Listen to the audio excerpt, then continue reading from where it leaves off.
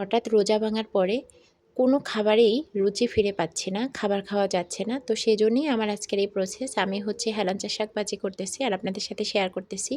শাকটা একবারে তাজা ছিল আর এই শাকটা সবচেয়ে বড় কথা হচ্ছে শাকটা আপনাদের ভাইয়া আমাদের পাশের হচ্ছে মানে জমি আছে সেখান থেকে তুলে নিয়ে আসছে।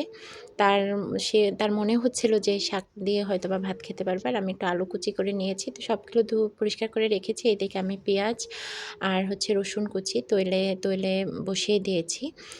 তৈলে ভাজতেছি। তো এটা একটু আদা ভাজা হয়ে গেলে আমি তখন এখানে কাঁচামরিচটা দেব। এটার কারণ হচ্ছে কাঁচামরিচটা পুড়ে যাবে না, কাঁচামরিচের ভালো ফ্লেভারটা বা ঝালটা থাকবে।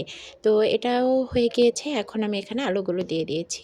এরপরে আলুগুলো দেওয়া হয়ে গেলে আমি একটু হালকা মানে হাতের ছোঁয়ায় যেটুকু পানি ওঠে সেটা দিয়ে দিলাম। আলুটা সেদ্ধ হওয়া পর্যন্ত আর একটু লবণ দিয়ে দেব। দিয়ে আমি এটাকে ভালোভাবে নেড়ে-চেড়ে লবণের সাথে মিশিয়ে একটু ঢাকনা দিয়ে আমি কিছুক্ষণের জন্য ঢেকে রাখবো আলুটা সেদ্ধ হওয়া পর্যন্ত।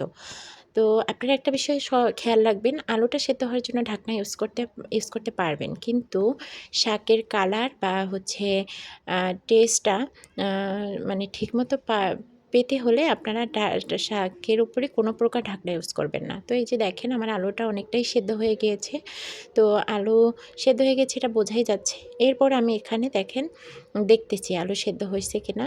আরেকটু সময় দেখব। আর এমনভাবে আলুটা সেদ্ধ করবেন, হাফ সেদ্ধ করবেন যাতে শাকের সাথে আলু সিদ্ধ হয়ে গেলে শাকটা যাতে না মানে আলুটা যাতে না ভাঙে। তো আমি এই অবস্থায় আমার আগে থেকে ধুয়ে পরিষ্কার করে রাখা, কুটে পরিষ্কার করে রাখা যে শাকটা ছিল সেটা দিয়ে দিলাম। তো যেমন কথা তেমন কাজ। আমি বলছি ঢাকনা ইউজ করতে না, ঢাকনা ইউজ করব না। এতে দেখা যায় কালার বা স্বাদ দুটাই কমে যাবে। তো আপনারা কালার এবং স্বাদ বহুগুণে বাড়াতে চাইলে আপনারা অবশ্যই ঢাকনাটা ইউজ করবেন না। যেকোনো শাকে আমি ঢাকনা ইউজ করি না।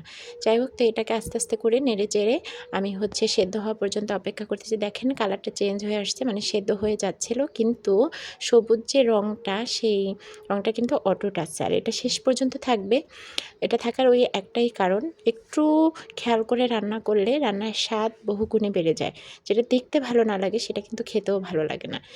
তো এই যে দেখেন আপনাদের সাথে গল্প করতে করতে টিপস দিতে দিতে আমার শাক ভাজি একবারে হয়ে গিয়েছে। কালারটা অনেক সুন্দর আসছে আর শাকটাও এত মজার ছিল যা আমি আপনাদেরকে বলে বোঝাতে পারবো না। তো আপনারা একবার ট্রাই করে দেখতে পারেন।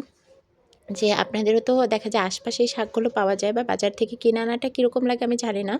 তবে এই শাকটা আমার কাছে খেতে খুবই ভালো লাগছে। আমি মানে অনেকগুলো ভাত খেতে পেরেছি।